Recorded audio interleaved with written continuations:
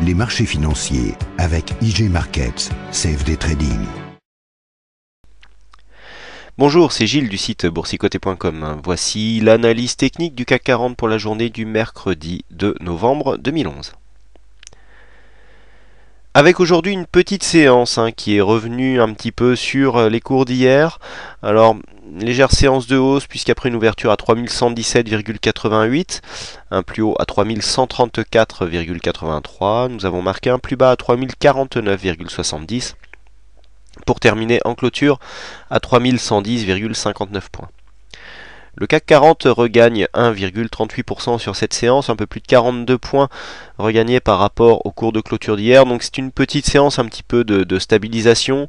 On est revenu tester les mêmes plus bas que ce que nous avions testé hier, puisqu'hier nous avions eu un plus bas à 3057,26. Aujourd'hui nous avons, je le rappelle, un plus bas à 3049,70, donc à 7-8 points près. On peut dire que c'est donc la même zone sur lesquelles sont venus s'appuyer les cours aujourd'hui. Donc ici, petite phase où nous avons eu une dynamique et là une petite phase de stabilisation avec une volatilité qui est en baisse et donc bon une baisse donc qui reste contenue. On est sorti un petit peu de cette dynamique où nous avions vraiment des grosses phases de baisse. Alors attentisme aussi, si on prend en compte je dirais la situation politique. Donc malgré tout nous avons un doji qui matérialise un petit peu cette hésitation. Donc doji en croix, alors si on se rapproche, doji en croix qui pourrait, alors quasiment doji en croix, vous voyez qu'on ne validera pas tout à fait cette figure parce que nous avons quand même une ombre basse qui est beaucoup plus importante que l'ombre haute et donc que le corps.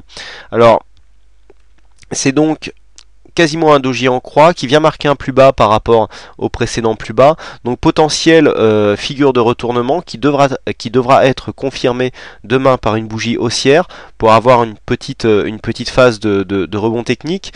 Pour l'instant donc le rebond est timide, surtout que nous allons voir les autres indicateurs ne viennent guère corréler en fait cette possibilité de retournement. On est loin de la bande de Bollinger inférieure, on n'est pas encore venu se tester ici cette zone de cette ancienne résistance qui était devenue support ici sur cette zone.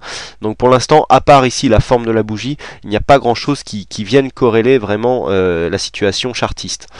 Situation chartiste, donc nous sommes toujours dans une dynamique baissière court terme puisque des plus bas ont été marqués aujourd'hui ainsi que par rapport au plus haut. Toutefois, une dynamique beaucoup moins grande puisqu'on vient cette fois-ci sur une séance haussière. Alors donc bon, par rapport à ce que nous avions là, on n'est pas encore venu marquer un contact sur la bolle inférieure. On n'est pas revenu ici en contact sur une zone chartiste connue comme étant une ancienne résistance ou un ancien support.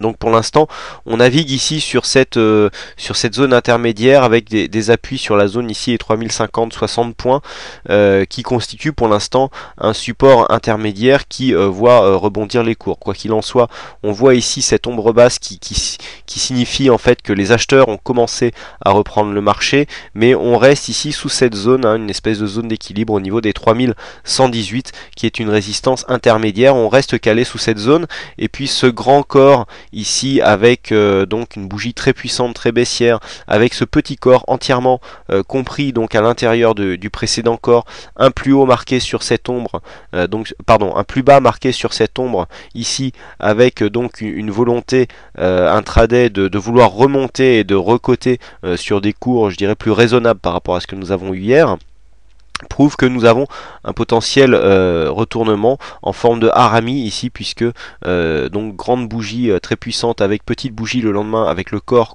inclus dans le corps de la précédente bougie, et bien c'est un harami, figure de retournement qui n'a pas une grosse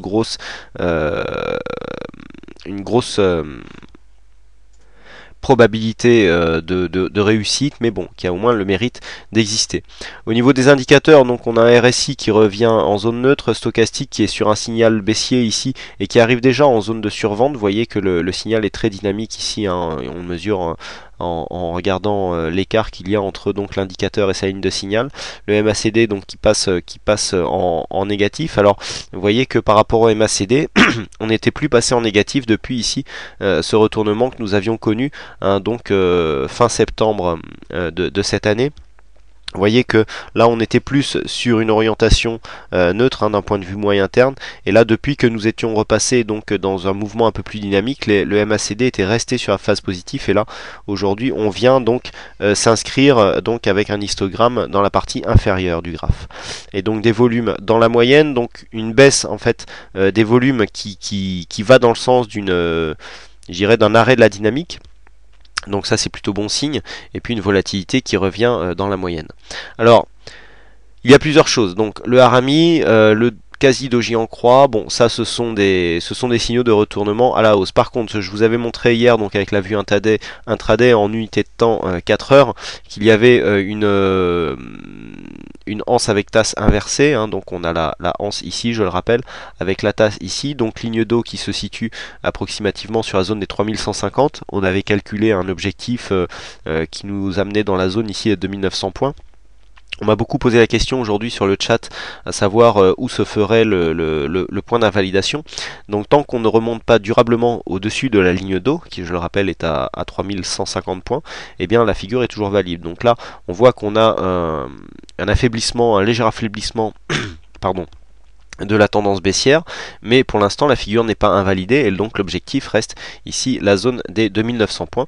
C'est une figure chartiste, les anses avec tasse ne sont pas toujours validées, mais là pour l'instant, tant que nous ne repassons pas au-dessus du point d'invalidation, l'objectif se situe ici, je le rappelle, dans la zone des 2910 points, se reporter à la vidéo CAC d'hier pour bien vérifier ici le calcul de l'objectif. Donc comment jouer la suite de la séance? Personnellement, moi j'avais vu un retour justement possible jusqu'à cette zone des 3150 points pour un petit peu consolider, je dirais, la phase baissière très dynamique que nous avons eu ici. Revenir sur cette zone pour marquer quasiment un overlap. Vous voyez qu'on a un overlap possible ici sur la zone des 140-150 points, donc quasiment sur la ligne d'eau, donc attention. Ici, sur les 3150, donc il y a deux possibilités. Soit on refranchit, et dans ce cas-là, on vient affaiblir un petit peu, quoique quand on revient ici sur cette zone et que l'on essaye de tracer les Fibonacci, eh bien on peut s'apercevoir que là par rapport, si on prend ce plus bas, voilà, nous nous situons avec le plus haut du jour sur la zone des 23,6. Vous voyez que ici la bougie est revenue marquer son plus haut sur la zone des 23,6. Donc pour l'instant le rebond technique n'est pas encore vraiment validé. On pourrait revenir ici jusqu'au 3187. Donc c'est pour ça que je disais en fait si on passait durablement au-dessus des 3150, puisque on voit que ici au niveau des Fibos, si on vient au niveau des 3187, on est sur les 38,2, et donc on peut toujours réenclencher un mouvement dynamique vers le bas et donc aller toucher l'objectif. Alors bon, là on est venu sur les 23,6, donc on ne peut pas vraiment parler encore de consolidation du mouvement baissier, mais on voit que même si on montait un petit peu plus, en plus demain on serait sur la zone ici des 38,2 qui correspond approximativement à l'ancien support. Puisque nous avons cet ancien support haussier ici qui portait le trend. Vous voyez que demain, si on revenait sur ces zones, eh bien on serait au niveau du 38,2, assez proche ici du trend, et donc on pourrait encore confirmer à la baisse. Donc rien n'est joué. On aurait vraiment un retour, je dirais, de la confiance si on venait dans un premier temps combler ce gap en fenêtre baissière, qui est quand même un signal très puissant, d'autant plus que nous avions eu derrière une bougie très puissante avec de forts volumes. Donc là le signal de fenêtre baissière est très puissant. Invalider ce signal serait déjà un premier pas pour espérer retrouver une tendance un peu plus haussière. Donc voilà ce que l'on peut dire sur cette analyse technique. Donc retour de la hausse, déjà il faudrait combler ce gap.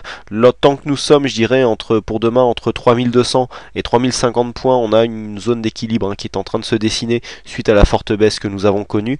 Et puis eh bien si nous cassions la zone ici des 3050 points, on aurait un premier objectif ici sur la zone des 2970, avec un objectif supplémentaire en cas de franchissement, donc sur la zone des 2890 2910 points, mais vous voyez, bon, les bols sont quand même relativement proches, donc on aura du mal à à rester durablement sous les bols. Vous voyez que quand on dépasse, même sur des forts mouvements, en général c'est difficile de rester en dehors.